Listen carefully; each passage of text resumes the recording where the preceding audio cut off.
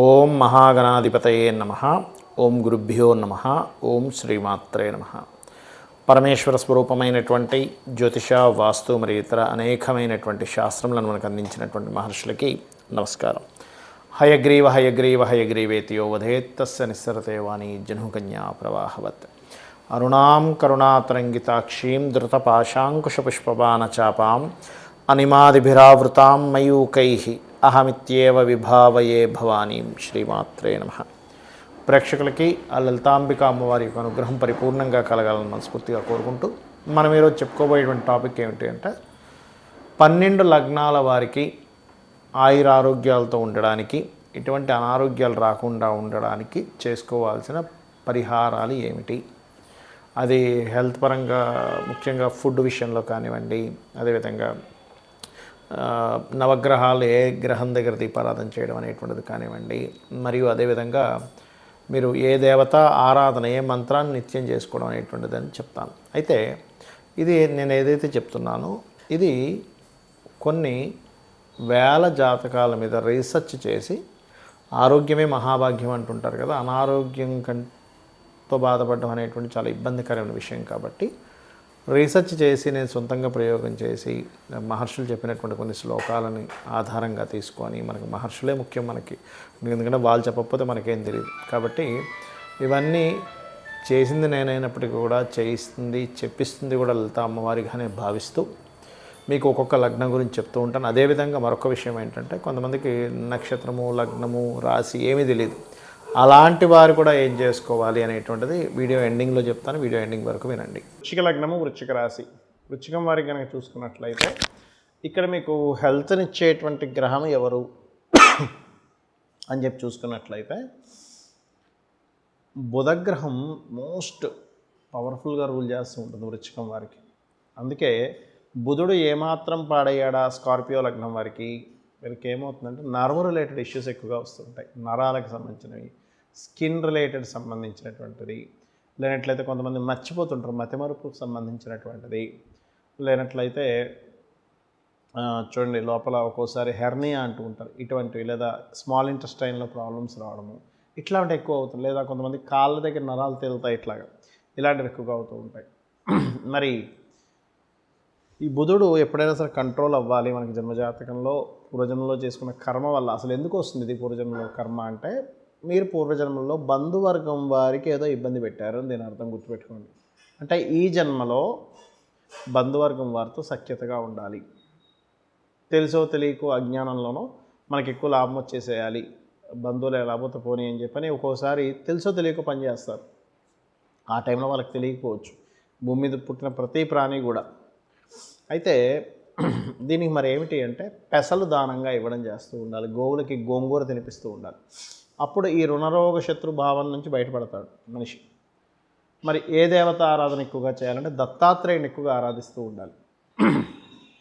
దత్తాత్రేయుడి యొక్క ఆరాధన వీలైతే నోటితో ఎప్పుడు కూడా నిత్యము కూడా జై గురుదత్త, శ్రీ గురుదత్త అనుకుంటూ ఉండాలి. ఇలా అనుకుంటూ, లేదా శ్రీపాదవల్లభుడి యొక్క చరిత్ర చదవడం కానీ ఇటువంటివి కనుక ఎప్పుడైతే చేస్తామో 100% మీరు ఆ యొక్క ఇబ్బంది నుంచి బయటపడడం జరుగుతుంది, గుర్తుపెట్టుకోండి. అలాగే ఈ వృశ్చిక లగ్నం వారికి సర్వసాధారణంగానే కాంపిటీషన్స్ లక్షణాలు ఎక్కువగా ఉంటాయి, సెల్ఫ్ కాంపిటీషన్ లక్షణాలు అధికంగా ఉంటాయి వృశ్చికం వారికి, బికాజ్ ఆఫ్ 1/6 లార్డ్షిప్. కాబట్టి ఈ 1/6 లార్డ్షిప్ అయినందుకు కుజుడు కనుక కొంచెం బలంగా ఉన్నాడు అనుకోండి, శత్రువులపై శత్రుత్వాల వల్ల, అంటే కుజుడు పాడయ్యాడు, శత్రుత్వాల వల్ల ఇబ్బంది పడుతూ ఉంటారు. కుజుడు బాగున్నాడు లగ్నాధిపతి, అప్పుడేంటి శత్రువుపై జయం ఉంటుంది. ఇక్కడ మీకు కొన్నిసార్లు ఏమవుతుందంటే, గురువు అంటే పంచమాధిపతి రోగాన్ని, రుణాన్ని, శత్రుత్వాన్ని తగ్గించే పంచమాధిపతి పాడయ్యాడు అనుకోండి, అప్పుడు సరిపోదు వాళ్ళకి. అంటే వీళ్ళు హెల్త్ ఇష్యూస్ తగ్గించుకోవడం సరిపోదు. అలాంటప్పుడు ఏం చేయాలి అంటే, వీళ్ళు ఈ 4వ స్థానాధిపతి అయినటువంటి శనికి సంబంధించిన రెమెడీస్ కూడా చేసుకుంటూ ఉండాలి. అంటే నూనె, టెంపుల్స్లో నూనెని దానంగా ఇవ్వడము. అలాగే మరొక విషయం ఏంటంటే,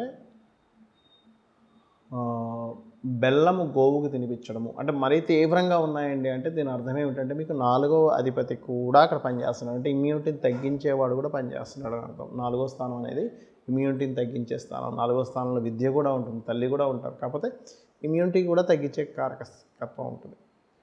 అలాగే మరొక విషయం ఏంటంటే, మీరు శివాలయంలో బాగా కొంతమందికి చూడండి తీవ్రమైన అనారోగ్యాలు ఉంటాయి.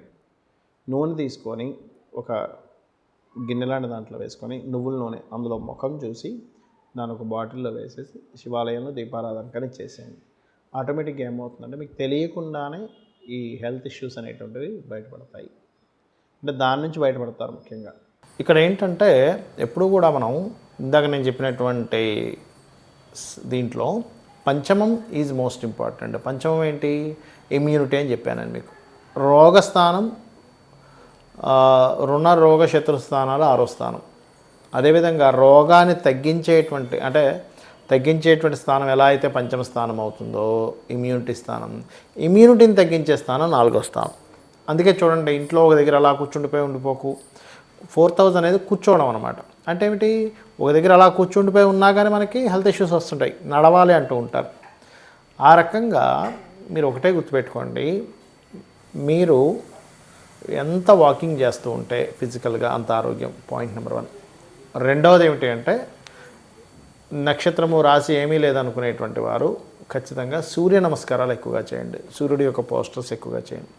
మూడవది, ఇక్కడ ఒక్కొక్కసారి ఏమవుతుందంటే మనం ఎంత పంచమాధిపతిని తీసుకున్నా ఈ పంచమాధిపతి వెళ్ళి మరొక గ్రహంతో కలిసి ఉండి వాళ్ళ యొక్క పర్సనల్ చార్ట్ ద్వారా మారిపోతూ ఉంటుంది. ఇందాక నేను చెప్పినట్టుగా ఇప్పుడు మేషానికి సింహం మన రవి అని చెప్పుకున్నాము, వృషభానికి బుధుడు అని చెప్పుకున్నాము, మిథునానికి శుక్రుడు అని చెప్పుకున్నాము. ఇలా ఒక్కొక్క దానికి పంచమాధిపతి చెప్పుకున్నాం. అలాగే షష్టమాధిపతి ఎవరో అని తెలుసుకున్నాం. కానీ ఇక్కడ ఏమవుతుందంటే సమ్ టైమ్స్ ఈ పంచమాధిపతి ఇమ్యూనిటీ ఇవ్వవలసినటువంటి కారకుడే గనక మీకు వక్రించిన నక్షత్రాల్లో గ్రహ నక్షత్రాల్లో లేదా వక్రించిన ప్లానెట్స్తో కనెక్ట్ అయి ఉన్నప్పుడు ఏమవుతుంది, దాన్ని ఆటో ఇమ్యూనిటీ డిజార్డర్ అంటారు. అంటే వాళ్ళ ఇమ్యూనిటీయే వాళ్ళ మీద దాడి చేస్తుంది. అప్పుడు అర్థం కాదరే ఏంటి ఇట్లాగా. అప్పుడు మనం ఏం చేయాలంటే అది ఏదైతే దాడి చేస్తుందో దానికి కూడా దానం ఇవ్వాల్సి వస్తుంది. ముఖ్యంగా 6వ స్థానాధిపతి ఎవరైతే అయ్యారో మీ లగ్నం నుంచి వాళ్ళకి దానం ఇవ్వడము, 5వ స్థానానికి సంబంధించిన మంత్ర సాధన చేసుకోవడం చేయండి. ఇందులో సమ్ టైమ్స్ పాపగ్రహ మధ్యన ఉంటుంది. ఒక్కొక్కసారి ఏమవుతుంటుందంటే అగ్నితత్వ రాశుల్లో ఉంటాయి కాంబినేషన్స్ అన్నీ. అలాంటప్పుడు హోమాలు చేయడం ద్వారా తగ్గుతుంది. భూతత్వ రాశుల్లో ఉన్నప్పుడు ముఖ్యంగా మీకు దానం ఇవ్వడం ద్వారా తగ్గుతుంది. వాయుతత్వ రాశుల వల్ల పర్టికులర్గా మీరు స్తోత్ర పఠనం ఏదైనా చాంటింగ్ చేయడం ద్వారా తగ్గుతుంది. జలతత్వ రాశులు తర్పణాలు అభిషేకాలు చేయడం ద్వారా తగ్గుతుంది. మనకి అగ్ని భూ వాయు జల మేషము సింహము ధనస్సు అగ్నితత్వ రాశులు, వృషభము కన్య మకర రాశులు భూతత్వ రాశులు, మిథునము తుల అదేవిధంగా కుంభము వాయుతత్వ రాశులు, కర్కాటకము మరియు అదేవిధంగా మనకి జలరాశులైనటువంటి వృశ్చికము మీనము అనేటువంటివి ఏవైతే ఉన్నాయో ఇవి జలరాశులు అవుతాయి. అంటే అగ్ని భూ వాయు జల మేషం నుంచి వరుసగా తీసుకుంటే అగ్ని భూ వాయు జల వరుసగా అవుతూ ఉంటాయి. అంటే మేషము వృషభం మిథునం కర్కాటకం అగ్ని భూ వాయు జల, మళ్ళీ సింహం కన్య తుల వృశ్చికం అగ్ని భూ వాయు జల, ధనస్సు మకరం కుంభం మీనం అగ్ని భూ వాయు జల ఇలా తీసుకోవాలి. అయితే ఇక్కడ కొన్నిసార్లు మీకు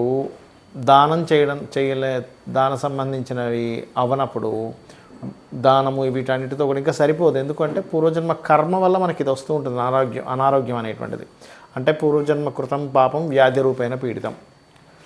నేను చాలామందిని చూసా, చాలా ఎన్నో సంవత్సరాల నుంచి ఎక్సర్సైజులు కూడా చేస్తున్నామండి కానీ నాకు ఎందుకు అనారోగ్యం వచ్చిందంటారు. ఎక్సర్సైజ్ చేయడం వల్ల మీకు రావాల్సిన పెద్ద అనారోగ్యం కూడా తగ్గుతుందో ఎటువంటి డౌట్ లేదు. కాకపోతే బాడీ ఫిట్నెస్ ఉంటుంది కానీ రోగం రాకూడదని రూల్ ఉండదు. ఎందుకు అంటే రోగం అనేటువంటిది మీ జన్మజాతకంలో ఉన్నటువంటి 6th lord 4th lord active అయ్యారా, 5th లార్డ్ డియాక్టివ్ అయిపోయాడా అనే దాని మీద ఆధారపడి ఉంటుంది. కాబట్టి ఒకటే గుర్తుపెట్టుకోండి, కొన్ని రోగాలకి లైఫ్ లాంగ్ చేసుకోవాల్సి వస్తుంది. కొన్ని మంత్రాలు కొన్నిటికి ఆ పర్టికులర్ పీరియడ్ వరకు చేసుకోవాల్సి వస్తుంది. అదేంటో తెలుసుకోవాలి. అదేవిధంగా అస్సలు రోగం రాకుండా మనకు ఉండాలి అంటే ముఖ్యంగా మీరు అర్థం చేసుకోవాల్సింది సూర్య నమస్కారాలు చేసుకుంటూ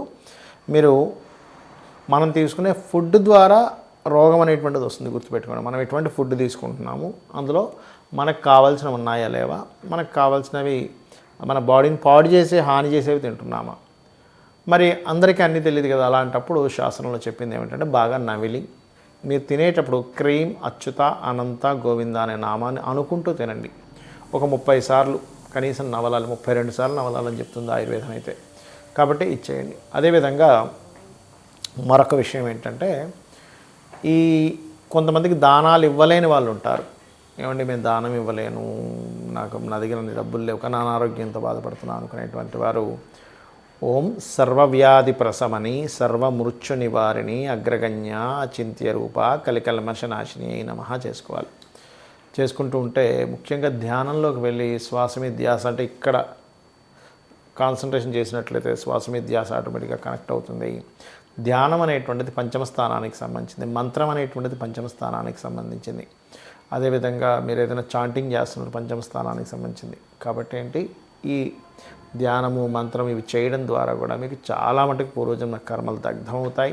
అందులో ముఖ్యంగా లలితా సహస్రనామాలు, సూర్య నమస్కారాలు, మీకు దగ్గరలో ఆలయం ఏదైనా ఉన్నట్లయితే ఆ యొక్క ఆలయాలకు వెళ్ళి అక్కడ మీరు ఏదైనా సరే మీకు తోచినటువంటి పరిహారం చేయడము, అంటే అక్కడ మీరు సేవ చేయడం ముఖ్యంగా చేసినట్లయితే ఖచ్చితంగా మీకు ఉన్నటువంటి అనారోగ్యాలు తగ్గాలని, అమ్మవారు మీకు తగ్గించాలని మనస్ఫూర్తి కోరుకుంటూ శ్రీమాత్రే నమః.